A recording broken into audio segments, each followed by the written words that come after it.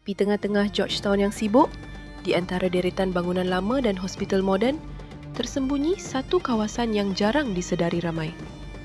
Sebuah tanah perkuburan kecil, sunyi, dikelilingi tembok tinggi dan di pintu pagarnya tertulis satu nama yang jarang disebut di Malaysia, Jewish Cemetery.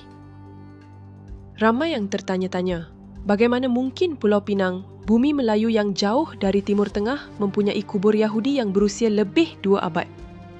Siapa mereka yang dikebumikan di sini? Adakah mereka sebahagian daripada jaringan rahsia dunia? Atau sekadar manusia biasa yang mencari rezeki di rantau ini?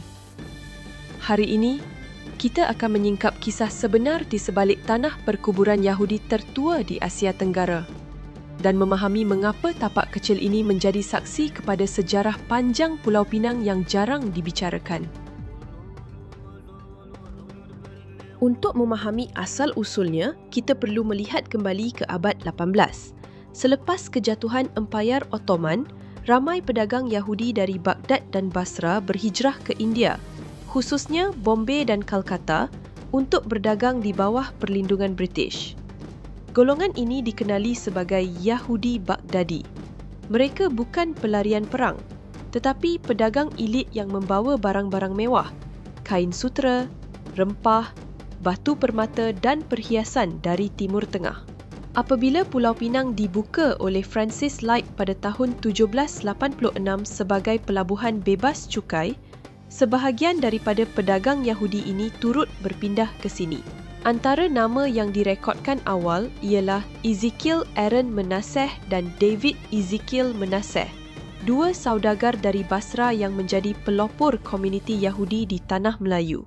Menurut penyelidik Kenneth X. Robbins dalam karya Baghdadi Jews in Southeast Asia 2007, gelombang kecil inilah yang membawa budaya perdagangan Yahudi ke rantau Nusantara, termasuk Singapura dan Pulau Pinang. Abad ke-19 menyaksikan Georgetown menjadi pusat perdagangan antarabangsa. Pelabuhan bebas ini menarik pedagang dari pelbagai bangsa, Arab, India, China, Armenia dan juga Yahudi Baghdadi.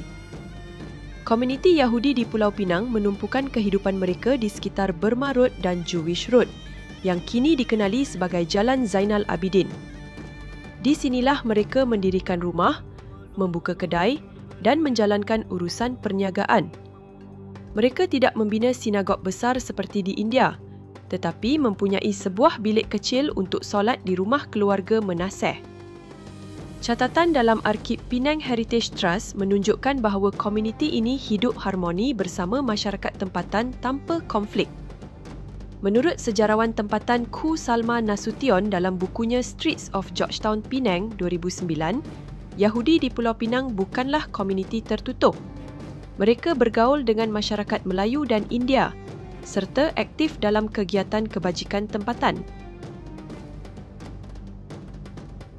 Sekitar tahun 1805 hingga 1830, keluarga Menasseh membeli sebidang tanah kecil di pinggir Georgetown untuk dijadikan kawasan perkuburan. Tapak ini terletak di tepi Jalan Zainal Abidin, berhampiran Hospital Pulau Pinang hari ini. Rekod awal menunjukkan nama Sharbit Menasseh sebagai antara individu pertama yang dikebumikan di sini. Batu nisannya ringkas, hanya terukir nama dan tarikh kematian dalam tulisan Hebrew tanpa ukiran mewah atau simbol ekstrim agama. Kajian oleh Jewish Gen Asia Database 2019 mengesahkan bahawa tanah perkuburan ini adalah antara yang tertua di Asia Tenggara yang masih kekal. Sebanyak 107 makam direkodkan dengan kubur terakhir pada tahun 1978 milik Esther Gabby Ezekiel, individu terakhir dari keturunan Yahudi Pulau Pinang yang meninggal dunia di sini.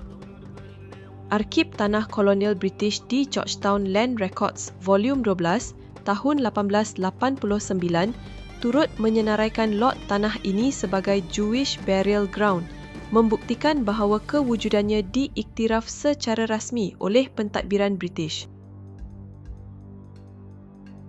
Selepas Perang Dunia Kedua, nasib komuniti Yahudi di Pulau Pinang berubah secara drastik. Perdagangan antarabangsa yang sebelum ini menghidupkan mereka mula merosot. Ramai yang berhijrah ke Singapura, India dan kemudian ke Israel selepas tahun 1948. Menurut catatan Eli Menaseh dalam temu bual bersama Singapore Jewish Welfare Board 1981, kebanyakan keluarga Yahudi Pulau Pinang meninggalkan tanah air mereka kerana suasana politik yang tidak lagi selamat bagi bangsa mereka. Penubuhan negara Israel menimbulkan sensitiviti global dan ramai Yahudi di Asia memilih untuk berdiam diri atau berpindah. Menjelang akhir 1970-an, komuniti Yahudi di Pulau Pinang secara rasmi pupus. Hanya tanah perkuburan kecil itu yang tinggal sebagai tanda kewujudan mereka. Hari ini, tanah perkuburan Yahudi di Jalan Zainal Abidin dijaga oleh seorang penjaga Muslim tempatan bernama Encik Rashid.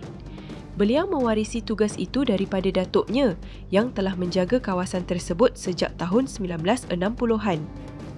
Tapak ini kini diiktiraf oleh Majlis Bandaraya Pulau Pinang MBPP sebagai tapak warisan kategori B menurut Senarai Heritage Listing 2020. Kawasan berpagar ini sentiasa bersih dan terpelihara walaupun tiada lagi keturunan Yahudi yang datang menziarah. Beberapa pelancong dari Eropah dan Israel pernah datang, bukan untuk ritual keagamaan tetapi untuk mendokumentasikan sejarah warisan komuniti mereka di Asia Tenggara. Menurut wawancara Penang Story Project tahun 2021, Encik Rashid menegaskan bahawa kubur ini bukan tempat pemujaan, cuma sejarah manusia yang perlu dijaga. Dalam Islam, kaum Yahudi disebut secara jelas dalam Al-Quran sebagai golongan yang pernah menerima wahyu tetapi kemudian menyeleweng dan menentang para nabi. Firman Allah dalam surah Al-Baqarah ayat 61 mengingatkan bahawa mereka ialah kaum yang sering kufur nikmat dan melanggar janji dengan Allah. Oleh itu, adalah benar bahawa umat Islam melihat Yahudi dengan penuh berhati-hati, bukan kerana bangsa mereka, tetapi kerana penyelewengan akidah dan pengkhianatan yang telah dirakam dalam sejarah para nabi. Namun penting untuk difahami, komuniti Yahudi yang pernah tinggal di Pulau Pinang ini bukan Zionis atau penyokong penjajahan Palestin. Mereka wujud lebih 100 tahun sebelum penubuhan Israel, hidup sebagai pedagang di bawah British. Justeru, tanah perkuburan ini bukan tempat untuk diagungkan.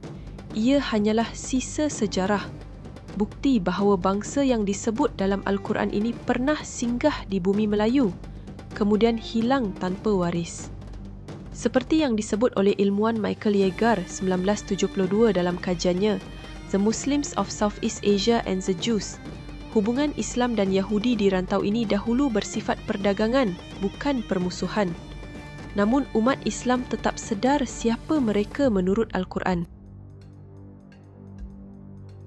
Kini, tanah kecil di Jalan Zainal Abidin itu berdiri sunyi, bukan sebagai simbol kemuliaan, tetapi sebagai peringatan bahawa sejarah manusia itu luas dan berlapis.